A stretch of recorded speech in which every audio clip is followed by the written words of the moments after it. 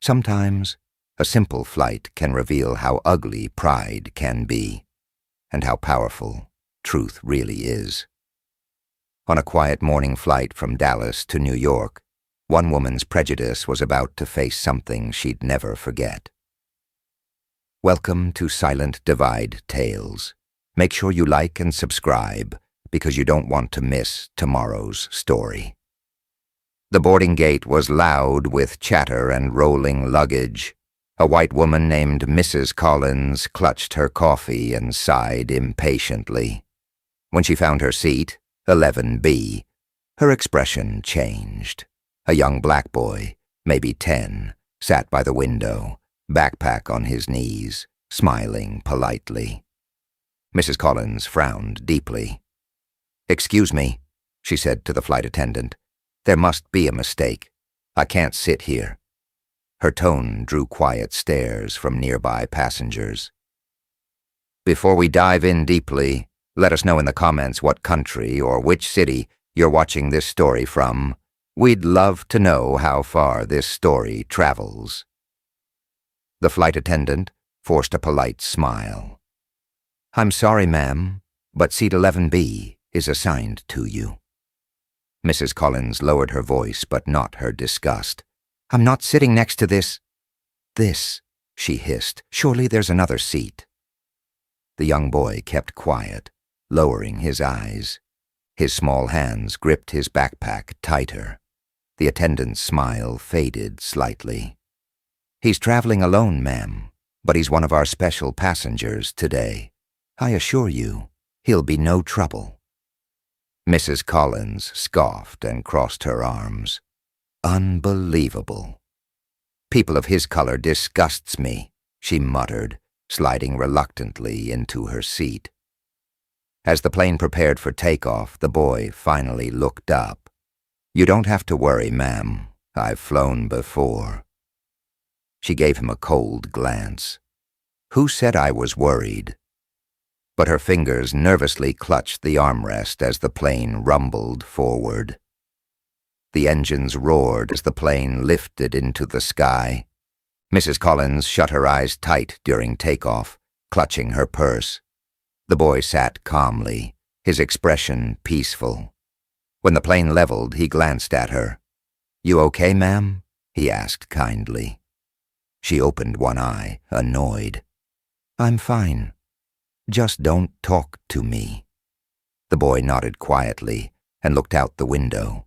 He reached into his backpack, pulling out a small toy airplane and tracing its wings gently with his finger.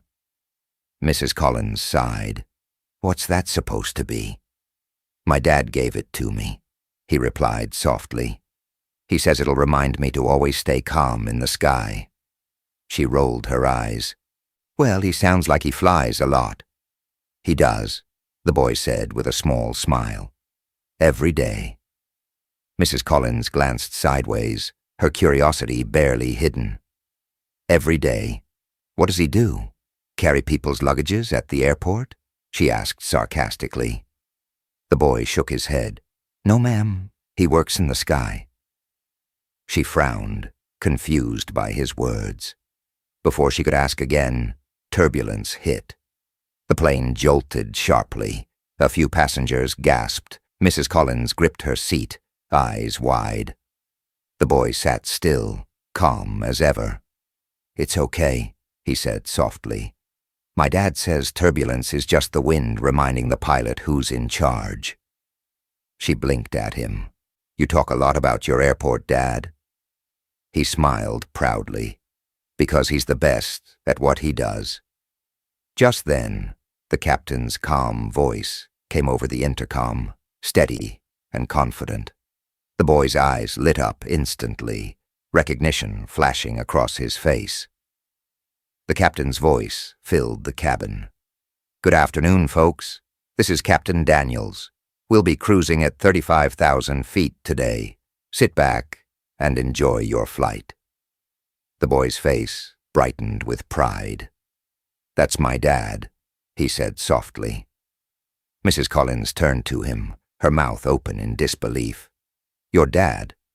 The pilot? You wish." As she smirks gently. He nodded, his smile warm and innocent. "Yes, ma'am.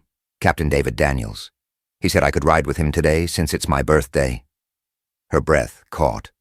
The realization hit her like cold water. The same boy she refused to sit beside, the one she looked down on, was the son of the man flying her safely through the clouds. As the plane touched down later, passengers clapped. The boy ran ahead to the cockpit door where Captain Daniels waited, tall and proud. When their eyes met, Mrs. Collins froze, shame flooding her face. Captain Daniels gave a polite nod. "Thank you for flying with us, ma'am." She swallowed hard, whispering, "Your son is remarkable." He smiled gently. "He reminds me every day that how we treat people matters most when we think no one's watching."